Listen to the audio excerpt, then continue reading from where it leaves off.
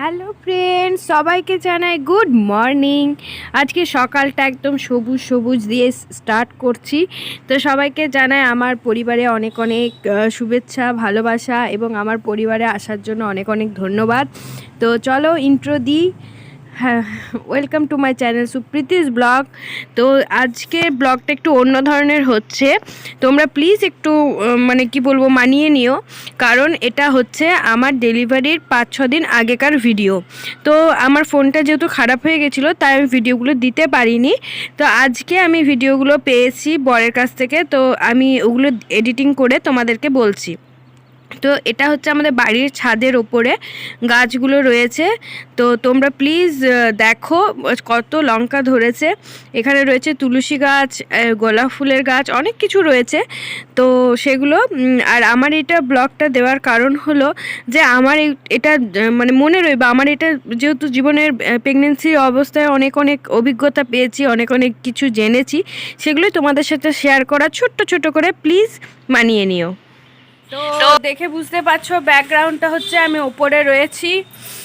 তো সকাল সকাল ঘুম থেকে উঠে খাবার দাবার খাওয়া হয়ে গেছে, আর ওই যে দেখতেই পাচ্ছ ছেনা ডিম সিদ্ধ খাওয়া হয়ে গেছে। আর এইদিকে মাছ আমাদের অনেক কাঁচার বার করেছে, 2-3 দিন জল হলো, তারপরে এখন কাচাকুচি চলছে। আর এদিকে দেখতেই পাচ্ছ ভিউটা। তো এবার আজকে আমার নিমন্ত্রণ আছে ওটা বাড়িতে, বাড়ি মানে আমাদের বড় বৌদিদের বাড়িতে আমার খাওয়ার নিমন্ত্রণ আছে, আমার আর ভাইয়ের। তো এখন যাব মুড়ি খেতে, তার জন্য রেডি হয়ে নিই, চলো। আর কি কি কি হয় কি দেখি, আমার লাইফে এটা প্রথম অভিজ্ঞতা। তো এদিকে মায়ের কাজ করছে, তো যাব খেতে। আর আমি একটু আগেই সেহেতু ছেনা ডিম সিদ্ধ খেলাম, জানি না সেরকম খেতে পারবো কি না, কিন্তু যাই হোক সব কিছু রেডি করে নিয়েছি। আর একটু বেশি ঠান্ডা লাগছিলো, যে জন্য রোদে বসেছিলাম। এখন মাকে বললাম খাটটাতে 2-3 দিনকার যে কাচাকুচি হয়েছিল, রোদ দেয়নি, বৃষ্টি হচ্ছিলো, শোকাচ্ছিল না, সেজন্য ওগুলো শোকাতে দেওয়া হয়েছে। তো চলো এবার যাওয়া যাক, রেডি হয়ে নিই, তারপর আসছি। তো এখানে আমি ফাইনালি রেডি হয়ে নিয়েছি। তো দেখো আমার ফুল লুক কেমন লাগছে আমাকে বলো। তো দেখো ফাইনালি আমি রেডি হয়ে নিয়েছি, কারণ এটা ছাড়া আর আরেকটা চুড়িদার ছাড়া আমার কোনো চুড়িদারই হচ্ছে না। তো দুপুরবেলা যখন যাব ইচ্ছা আছে শাড়ি পরে যাব। তো আমি এমনি রেডি হয়ে নিয়েছি। তো চলো, ভাই বেরিয়ে গেছে, এবার আমিও যাব। কেমন একটা লাগছে বর ছাড়া ছাড়া একা একা। তো যাই হোক যাওয়া যাক বৌদিদের বাড়ি। আর মা মাথাটা বেঁধে দিল, কারণ আমার চুলটা এক কোমর হয়ে গেছে, আমি বাঁধতে পারি না, হাতটা ধরে যায়। তো মা রেডি করে দিয়ে চলে গেল। তো চলো যাওয়া যাক, ওখানে যেয়ে দেখি কি কি আমার জন্য রেডি আছে, কি কি খাবো। তো চলো দেখা যাক। তো এখানে আমি ফাইনালি চলে এসেছি বৌদিদের বাড়ি। তো এটা হচ্ছে 10টার সময়, ভাইও এসছে। তো আমি তো বললাম আমার আর ভাইয়ের নিমন্ত্রণ ছিল। তো আমাদের পরিবারের সবাই আমাকে 9 মাসের যেটা খাওয়া দাওয়া হয় সেটা আমাদেরকে দিয়েছিল। তো আমাদের নিয়ম হচ্ছে চিড়ে কলা দুধ দিয়ে এটা খেতে হয় 9 মাসে। তো সেটা খাওয়ার পর আমি দেখো মুড়ি খাচ্ছি, চপ মুড়ি খাচ্ছি। তো আমাদের নিয়মটা এরকমই, 9 মাসে সবাই বাড়িতে বাড়িতে খেতে বলে। তো আমি আবার ওপরে চলে এলাম, মুড়ি টুড়ি খেয়ে চলে এলাম, যা নিয়ম ছিল চিড়ে টিড়ে ওগুলো খেয়ে আবার বাড়িতে এলাম। একটু বসে এই যে তোমাদেরকে দেখায়, একটু বেদানা ছাড়িয়ে নিয়েছি। সেরকম ফল আমি কিছু খেতে পারছি না, লেবুও খেতে ইচ্ছে যাচ্ছে না, আপেলও খেতে ইচ্ছে যাচ্ছে না, শুধুমাত্র বেদানাটা খেতে মন যাচ্ছে। তা একটা বেদানা ছাড়িয়ে নিয়ে এলাম ওপরে। নিচগুলো আমাদের প্রচণ্ড ঠান্ডা, কারণ নিচে এক ফোঁটা রোদ থাকে না, পাওয়া যায় না।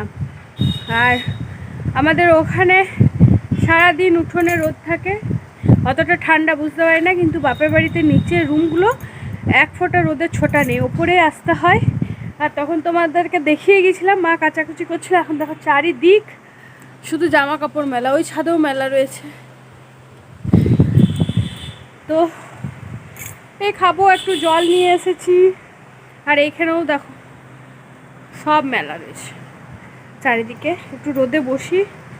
তো চলো বেদানাগুলো খেয়ে নিই, আর দেখি দুপুরে কি কি মেনু হয়েছে, দেখতে পাবো গেলেই। তো দিনে খেলাম চিড়ে, যেটা নিয়ম ছিল সেটা খেয়ে নিয়েছি, চিড়ে কলা ওগুলো। তারপরে খেলাম চপমুড়ি, শশা, আর অনেক কিছু ছিল, চানাচুর ওইসব আমি কিছু খাইনি, জাস্ট সিম্পল চপমুড়ি খেয়েছি। তো চলো বেদানা খাওয়া যাক, একটু বসে থেকে ভালো করে রোদটা নিই, যেহেতু বাইরে প্রচুর নিচে প্রচণ্ড ঠান্ডা। তো চলো।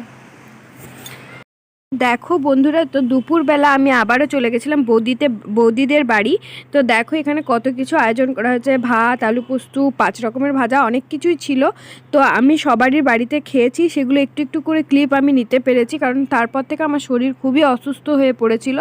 তো আমি সেরকমভাবে খেতে পাচ্ছিলাম না। তো সবাই যেহেতু বাড়িতে নিমন্ত্রণ করেছিল, আর এটা আমাদের নিয়ম, বাড়ির সবাই খেতে বলে, মানে মানে ঘর বাকল যেগুলো বলে, কাকা জেঠা সবাই খেতে বলে। তো সবারই বাড়িতে আমি খেয়েছিলাম, এখানে বড়মাদের বাড়িতে ফার্স্ট খেয়েছিলাম। তো ভাইকে বলেছিল, তো দেখো ভাইও ওখানে খাচ্ছে, আর এখানে সবাই বসে আমরা খাচ্ছি। আর এটা হচ্ছে আরেকটা বাড়ি নিমন্ত্রণ ছিল। তো সেই দিনের সকালের ভিডিও, তো আমি চুপচাপ বসেছিলাম। তো আমার শরীর খুব অসুস্থ ছিল, খুবই ঠান্ডা লেগে গেছিলো, যে কারণে আমি বসেছিলাম রোদ্দুরে। আর আমার সাথে বুনি ছিল, খুবই ঠান্ডা পড়েছিল তখন।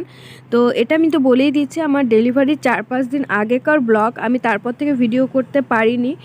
অনেক কিছু কারণ হয়েছে, অনেক কিছু রিজন ছিল, সেগুলো তোমাদের সাথে ভিডিওতে ছোট্ট করে শেয়ার করব। তো এটা হচ্ছে আমাদের আরেক বড়মাদের বাড়ি।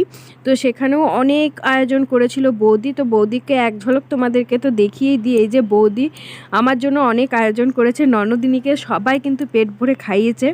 মানে আমার বরকেও বলেছিল, কিন্তু আমার বর যেহেতু কাজের সূত্রে ধরো বাড়িতে আছে, যে কারণে খেতে বলা হয়নি। এটা আমার কাকিমা আয়োজন করেছিল, আমার কাকিমাও কিন্তু অনেক আয়োজন করেছিল, কিন্তু বুনি, আমি, কাকিমা সবাই খেতে বসেছি। এইটুকুই ভিডিওটা রইলো, যদি ভালো লাগে তাহলে প্লিজ একটা লাইক করো, প্লিজ চ্যানেলটিকে সাবস্ক্রাইব করো পাশে থেকে।